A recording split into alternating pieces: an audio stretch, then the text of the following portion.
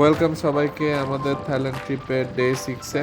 It was our last day at Krabi. আমাদের সন্ধ্যার দিকে ক্রাবি টু ব্যাংককের এয়ার টিকিট কিনা ছিল।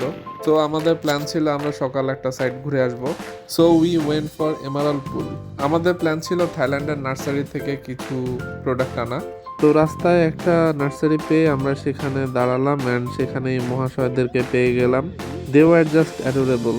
থাইল্যান্ডে এসব প্রাণীদের ভয় ডর অনেক কম, বিকজ এখানে মানুষজন অনেক ফ্রেন্ডলি অ্যান্ড আই গেস এদের কোনো অ্যাটাক ফেস করা লাগে না। আমাদের এখানকার স্ট্রে অ্যানিমেলরা যদি এখানে জন্ম না নিয়ে অন্য যে কোনো কান্ট্রিতে জন্ম নিত তাহলে আই গেস তার অনেক লাকি থাকতো। এনিওয়ে, আমাদের যেই প্রোডাক্টগুলো লাগতো সেগুলো আমরা পাইনি, সো ওখানে থেকে কিছু সিডস নিয়ে আসলাম।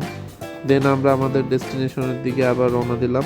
আমরা এমারাল্ড অর ক্রিস্টাল পুলে ঢোকার আগে ওখানে একটা হট স্প্রিং আছে, ওখানে গিয়েছিলাম। এখানে এন্ট্রি ফি 200 বাদ করে, এটা আমার কাছে একটু বেশি মনে হয়েছে, সো আমি এখানে আর ঢুকিনি।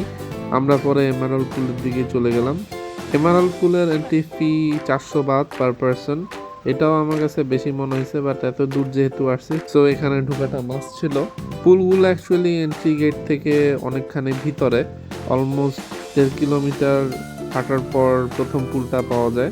দেন সেকেন্ড অ্যান্ড থার্ড পুলটা আরও ভিতরে, আরও 1-1.5 কিলোমিটার করে হাঁটা লাগে। দেন পুলগুলা দেখে আসা শেষ হইলে আবার হচ্ছে 1 থেকে 2 কিলোমিটার হেঁটে এক্সিট গেটের দিকে আসতে হয়। যদিও যাওয়া আসার রাস্তাটা অনেক সুন্দর, সো অ্যাকচুয়ালি এই রাস্তা দিয়ে 1-1.5 কিলোমিটার করে হেঁটে হেঁটে ডেস্টিনেশনগুলো কভার করতে আপনাদের খারাপ লাগবে না। হাঁটতে হাঁটতে আমরা ফার্স্ট এসে পড়লাম ক্রিস্টাল পুলের সামনে। ক্রিস্টাল পুলের পানি ক্রিস্টাল ক্লিয়ার, এজন্য এর নাম মনে হয় ক্রিস্টাল পুল দিছে। এখানে নামা নিষেধ। ক্রিস্টাল পুলের থেকে একটু সামনে গেলেই পাওয়া যাবে এমারাল্ড পুলটা। এই পুলে নামাতে কোনো বাধা নাই। তো আমরা এসে এই পুলে নেমে পড়ছিলাম। এই পুলের পানিও অনেকখানি ক্লিয়ারই মনে হয়েছে আমার কাছে। আর এই পুলে নামার পরে শরীরে সব ক্লান্তি চলে গেছিল। এই পুল থেকে তো উঠতে ইচ্ছা করতেছিল না। থাইল্যান্ডে এত নোনা পানির মধ্যে এই পানিটা আসলে breathe of fresh air.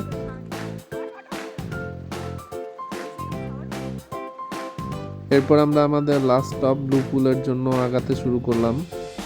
Emerald থেকে ব্লু পুলের ডিস্টেন্স অ্যারাউন্ড আরও 1 কিলোমিটার। আর এই রাস্তাটা আরও বেশি ঘন জঙ্গলে ভরা এবং এখানে কাঁচা রাস্তা পার হয়ে যেতে হয়। যাই হোক, এরপর মোটামুটি হেঁটে হেঁটে আমরা ব্লু পুলে পৌঁছে গেলাম। ব্লু পুল আসলেই অনেক সুন্দর। এখানেও নামা মানা, সো এখানে দূরের থেকে ছবি টবি তুলে চলে আসতে হয়েছিল। এরপর আমরা লাঞ্চ করে হোটেল হয়ে এয়ারপোর্টের দিকে রওনা দিলাম। বাট আনফর্চুনেটলি আমরা ডিফারেন্ট রিজনের কারণে ফ্লাইটটা ক্যাচ করতে পারিনি। অ্যাকচুয়ালি আমাদের গ্রুপের একটা বাইক রাস্তায় নষ্ট হয়ে গেছিলো, এই কারণে আমাদের অনেকখানি টাইম নষ্ট হয়। আমরা নকিয়ারের টিকিট কাটছিলাম আর আমরা 2 মিনিট লেট করে পৌঁছেছিলাম, বাট ওরা আমাদেরকে কোনোভাবে এয়ারবোর্ড করতে দেয় নাই। আমরা উপায় না পেয়ে দেন রাইড শেয়ারিং অ্যাপের থ্রুতে একটা গাড়ি ম্যানেজ করি অ্যান্ড 5,700 বাদ খরচ করে ব্যাংককে পৌঁছাই। ব্যাংককের ভিডিওটা আমাদের এই সিরিজের next and last video, so see you there till then, by.